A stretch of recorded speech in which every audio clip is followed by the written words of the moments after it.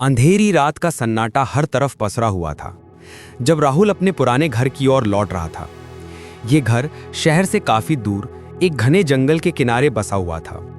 राहुल ने इस घर को सालों पहले छोड़ दिया था, लेकिन उसके दादाजी की अंतिम इच्छा थी कि वो एक बार फिर उस घर में जाए और वहां रखी कुछ पुरानी वस्तुओं को देखे। जैसे जैसे उसकी गाड़ी धूल भरे रास्ते पर आगे बढ़ रही थी, पेड़ों की टहनियां हवा में सरसराती हुई किसी रहस्यमयी धुन को गुनगुना रही थी। राहुल के मन में एक अजीब सी बेचैनी थी, एक ऐसा एहसास जो उसे सालों पहले इस घर में महसूस होता था। गाड़ी घर के सामने जाकर रुकी। पुराना लकड़ी का दरवाजा चरमरा रहा था और खिड़कियों के शीशे टूट चुके थे। जंगली बेलें पूरे घर को अपनी गिरफ्त में ले चुकी थीं, जैसे कोई विशालकाय जीव उसे निगलने की कोशिश कर रहा हो।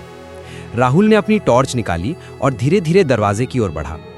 दरवाजे पर लगी जंग लगी कुंडी को खोलने पर एक भयानक चीख जैसी आवाज आई, जिससे जंगल का सन्नाटा कुछ पल के लिए टूट गया।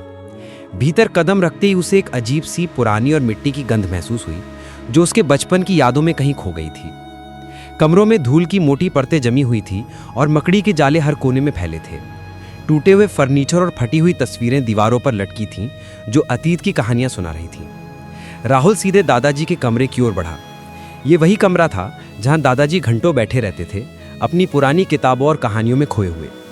कमरे के बीच में एक बड़ा लकड़ी का संदूक रखा था, जिसके बारे में दादाजी ने बताया था। राहुल ने संदूक को खोलने की कोशिश की, लेकिन वो भारी और पुराना था।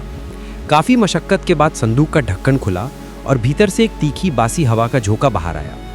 संदूक के भीतर कुछ पुरानी किताबें, पीले पड़ चुके कागजात और एक छोटा लकड़ी का डिब्बा था। राहुल ने डिब्बे को खोला। उसके भीतर एक प्राचीन तावीज और एक हस्तलिखित डायरी थी। डायरी के पन्ने पुराने और पीले थे और उन पर अजीबोगरीब चित्र बने हुए थे। राहुल ने डायरी पढ़ना शुरू किया।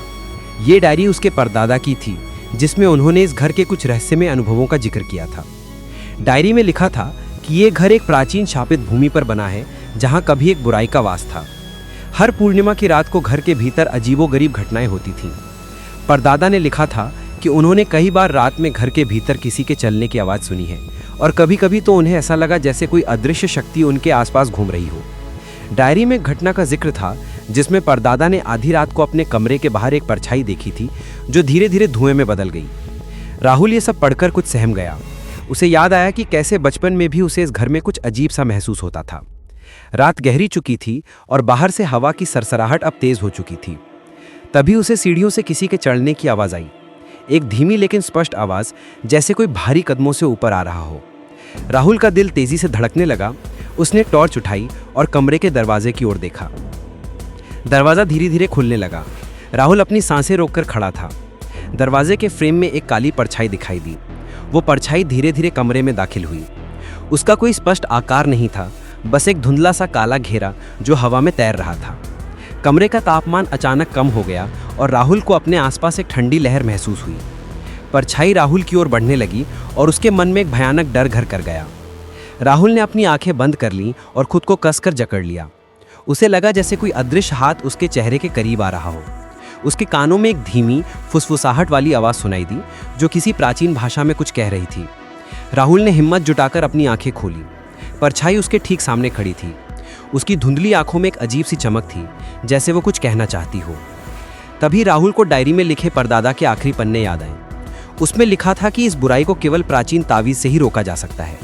राहुल ने तुरंत संदूक से तावीज़ निकाला और उसे परछाई की ओर बढ़ा दिया। तावीज़ से एक चमकीली रोशनी निकली, जिसने पूरे कमरे को रोशन कर दिया। परछाई उस रोशनी से दूर हटने लगी, जैसे उससे डर लग रहा हो। धीरे धीरे परछाई सिकुड़ने लगी और अंत में एक धुएं के गुबार में बदल गई, जो कमरे से बाहर निकल गया। कमरे का तापमान सामान्य हो गया और हवा में फैली अजीब सी गंध भी गायब हो गई। राहुल ने गहरी सांस ली। वो पसीने से तरबतर था, लेकिन उसे राहत महसूस हुई। उसने उस रात घर में ही रुकने का फैसला किया, लेकिन तावीज़ को अपने पास ही रखा। सुबह होते ही राहुल ने घर की सारी पुरानी चीज़ों को इकट्ठा किया और उन्हें जला दिया, खासकर डायरी और उसमें लिखी सभी रहस्यमयी चीज़ों को। उसने इस घर को हमेशा के लिए बंद कर दिया और फिर कभी वापस नहीं लौटा। वो जानता था कि कुछ रहस्यमयी कहानियाँ ऐसी होती हैं जिन्हें कभी नहीं खोलना चाहिए।